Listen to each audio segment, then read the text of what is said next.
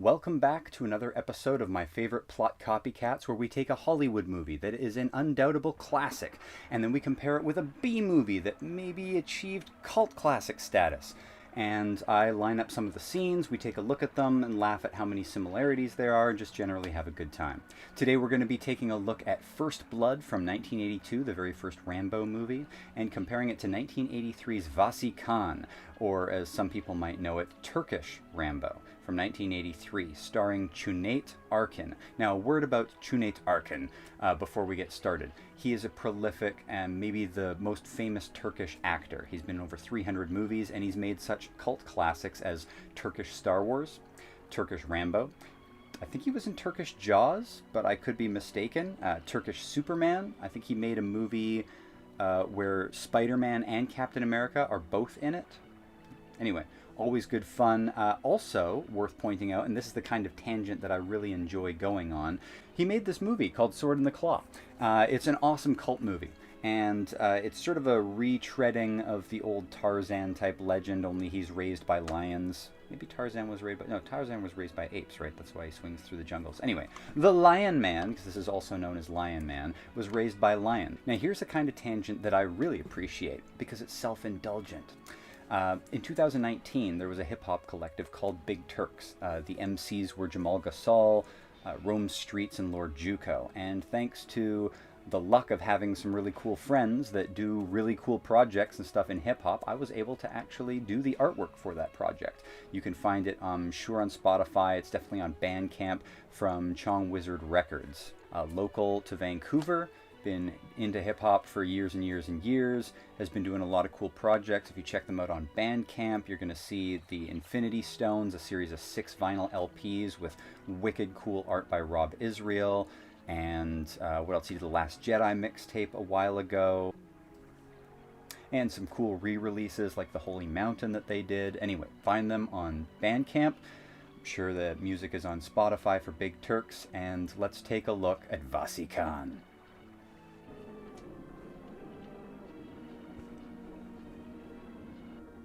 Sylvester Stallone, Vahsi Kan, and First Blood. Among a number of different similarities in this movie will be the fact that the lead character says almost nothing throughout the entire thing. Cüneyt Arkın, there was his name. And we're going to start with the man alone walking down the side of the highway. So dark. And the music, which is probably turned down in the final cut when I edit this, but Jerry Goldsmith's score does most of the heavy lifting in Turkish Rambo. They're just flat out ripping off the scenes unabashedly, 2 main themes, but it really works. It's so anthemic that you recognize it immediately from those movies, and very effective. Now we go here from the sheriff taking John Rambo past the town and out the other side and dropping him off at this bridge. Well, Cüneyt Arkın is accosted by some bikers that are thugs paid by the local heavy mafioso guy or whatever, and they decide to do the same thing. They're going to give him a lift to the other side of town and tell him to beat it, which of course he isn't going to listen. They are no Brian Dennehy. The scope of Cüneyt Arkın's movies are a little bit more, kind of feel like Mad Max, also kind of feel like El Mariachi, obviously very lowbrow. There's a scene that'll be coming up later where they blow up the mine in Rambo, and they blow up the cave that the Turkish Rambo's hiding in, but they start off with construction equipment drilling and cracking the foundations, and I just thought that was funny because it's like the school bus in El Mariachi where Robert Rodriguez says, you just use what you have. We had a turtle, so we put a turtle in it. We had a school bus, so we put a school bus in it. This feels very much like that. Like they obviously knew somebody who had construction equipment and were like, can we just use this for a day and we'll get some sort of production value out of it. So here you can see Brian Dennehy's backing up, like, what the hell? The punks also are like, what? He's ignoring us.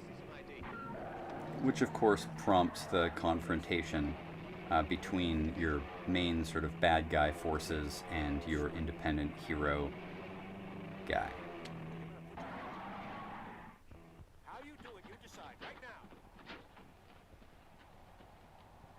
Oh, and then they will have to frisk him in both cases, and it will be revealed that he's got a giant knife, as everyone does, or Rambo does, or Turkish Rambo does.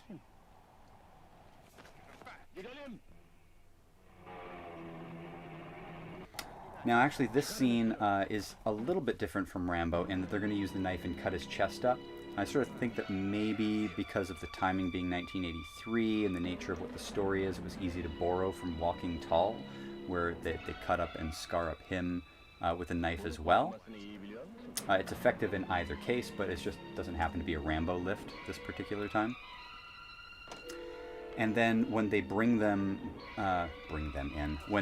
Rambo in and sort of rough him up and beat him up and everything, in both scenes, in both movies, we get the Nam flashback or the traumatic flashback to something else that happened that's going to trigger him to go feral and an awesome escape, which I think I cut out most of the action because you should really just see the movies.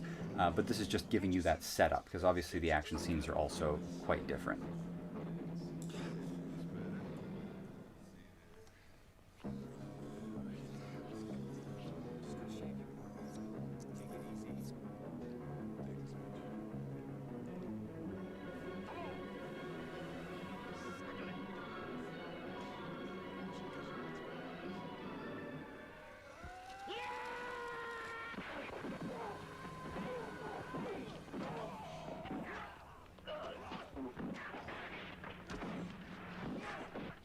After escaping their tormentors, both dudes are going to run off into the woods for safety, because that's what happens in Rambo.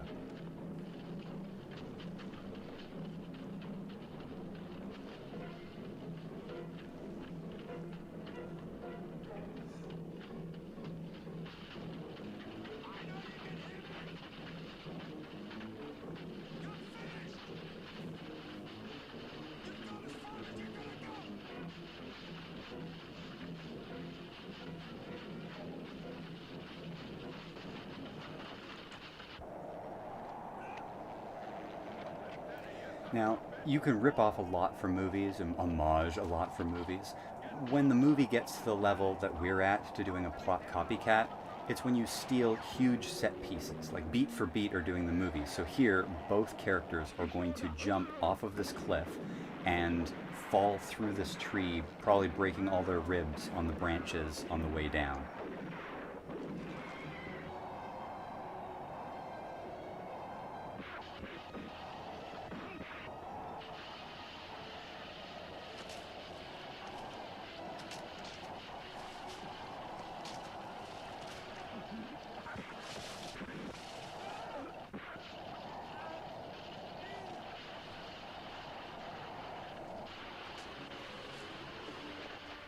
Then, because this is a survivalist subgenre, obviously Rambo takes the little stuff out of the end of his knife and he sews up his chest wound and everything, whereas in Vahsi Kan, Chunate, I don't know exactly what he's doing. He's just cutting rubber gummy worms off of his chest wounds, and it's bizarre, but it's the same scene.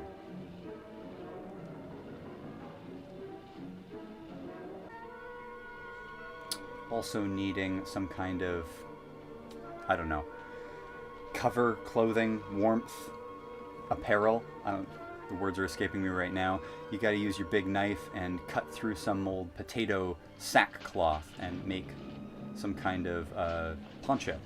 A poncho. Oh, a poncho. The urban sombrero. The urban sombrero.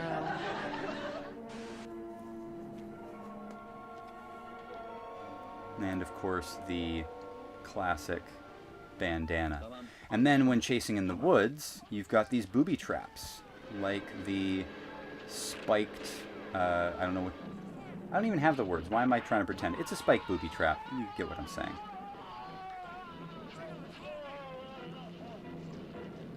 Pointy sticks.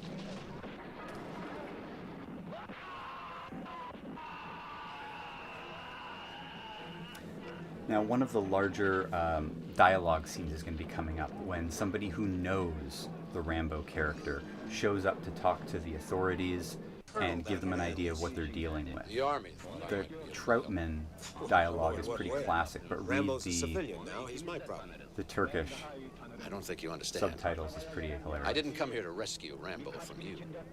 I came here to rescue you from him. Well, we all appreciate your concern, Colonel. And we'll try to be extra careful.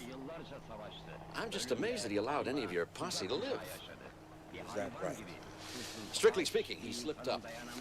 You're lucky to be breathing. That's just great.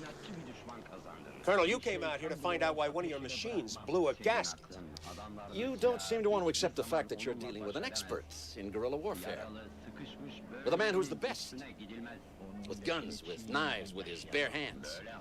A man who's been trained to ignore pain, ignore weather, to live off the land, to eat things and to make a billy goat puke.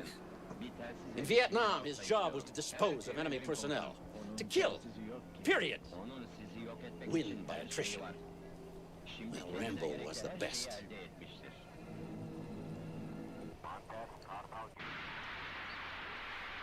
There's some cool camouflage scenes.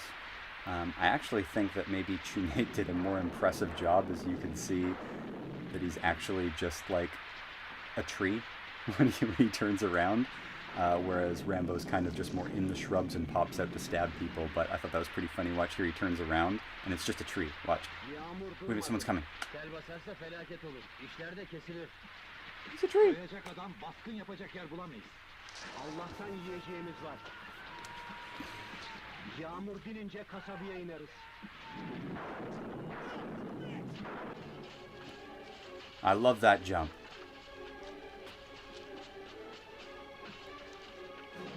It's very clear that there's some kind of similarity here in the way that he takes down these guys in comparison between the two.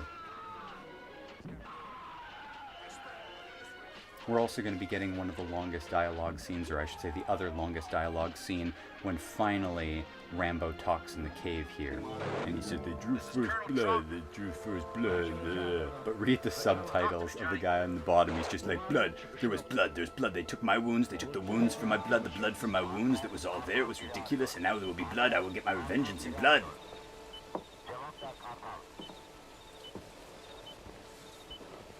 They're all gone, sir. It's him. Get on it. Rambo, are you all right? Over. Baker team, they're all dead, sir. I wish I was back in Bragg now. We'll talk about that when you come in. I can't do that, sir.